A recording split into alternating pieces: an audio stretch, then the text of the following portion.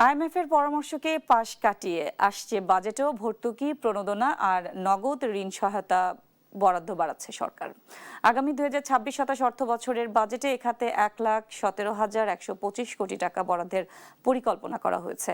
উচ্চ মূল্যস্ফীতির চাপ, বিদ্যুৎ আর জ্বালানি খাতে অনিশ্চয়তার এই সময়ে এই খাতে খরচ কমাতে চাইছে না সরকার। তবে অর্থনীতির স্বার্থে একেবারে না হলেও ধীরে ধীরে এ খাতে বরাদ্দ কমানোর পরামর্শ অর্থনীতিবিদদের।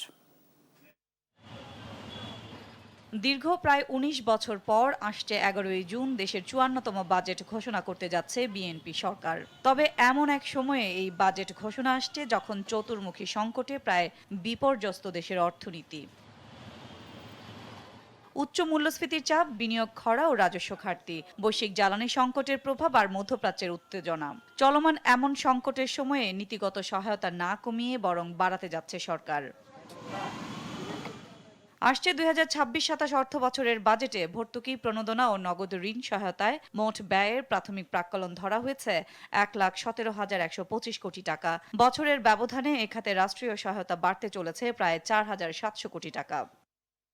এই ব্যয়ের সবচেয়ে বড় অংশ যাচ্ছে ভর্তুকিতে। প্রাথমিকভাবে ভর্তুকি প্রাক্কলন করা হয়েছে ৭২,১০০ কোটি টাকা।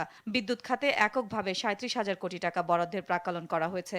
গ্যাস আমদানিতে ৬,৫০০ কোটি টাকা এবং সাড়ে প্রায় ২৭,০০০ কোটি টাকার সহায়তার পরিকল্পনা করেছে সরকার। খাদ্য ভর্তুকি ধরা হয়েছে ৯,৬০০ কোটি টাকা। কৃষি খাতে প্রণোদনা আগের বছরের মতোই ১৭,০০০ কোটি টাকায় অপরিবর্তিত থাকছে।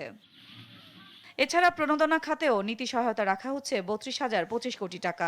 এর মধ্যে রপ্তানি খাতে ৭,৮২৫ কোটি টাকা এবং পাট খাতে ১,২০০ কোটি টাকা প্রণোদনা আগের মতোই অপরিবর্তিত থাকছে। তবে রেমিটেন্স প্রণোদনা বর্তমানের ৬,২০০ কোটি টাকা থেকে বাড়িয়ে ৭,০০০ কোটি টাকা করা হচ্ছে।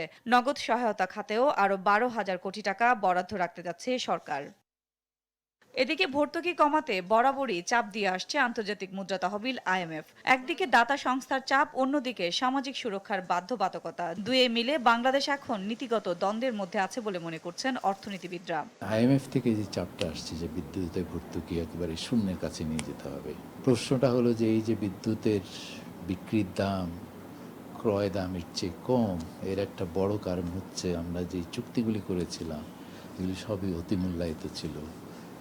অনেক ক্যাপাসিটি চার্জ দিয়ে হয়েছে, উৎপাদন না হলেও আমি ক্যাপাসিটি চার্জ দিচ্ছি, কিন্তু চুক্তি করার ফলে তো আমি আটকে গেছি।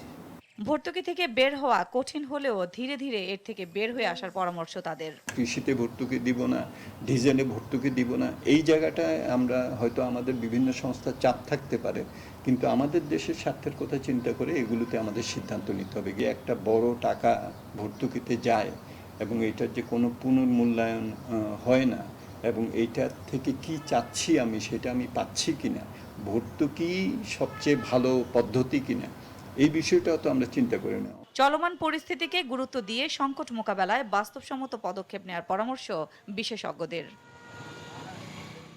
সাদিয়া লাবনী, দেশ টিভি, ঢাকা।